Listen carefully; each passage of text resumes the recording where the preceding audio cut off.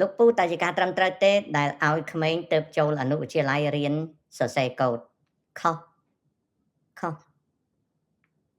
ខុសធំណាស់ពេលព្រោះនៅអនុវិទ្យាល័យវាត្រូវរៀនគណិតសាស្ត្រវាទៅសេកូដរកខ្មោចយកអីវាបើវារៀនលេខមិនទាន់វាមិនទាន់ដល់ advanced mathematics ផងវាអត់ទាន់រៀនគណិតសាស្ត្រជាន់ខ្ពស់ត្រឹមត្រូវផងឲ្យវាទៅសេកូដអីទៅសេកូដកុនស្រាតខុស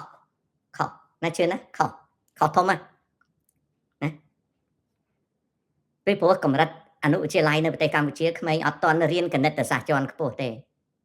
វាទៅសេកូដអីកើតដូចយើងយករទេះដាក់មុខគោអញ្ចឹងវាអត់ទៅរួចទេណា top tip អូខេមិនមែន nothing wrong ទេណា top tip ឥឡូវឧទាហរណ៍មុខក្មួយឯងអត់ដែលរៀន computer science រៀនសរសេរ code អាណាគេជួលអ្នករឿងសំខាន់ជាងគេរឿងយើងចេះទៅហើយគេជួលយើងទេគេអត់ជួលទេបើគេសួរ tip ឯងគេសួរថាdo you have high school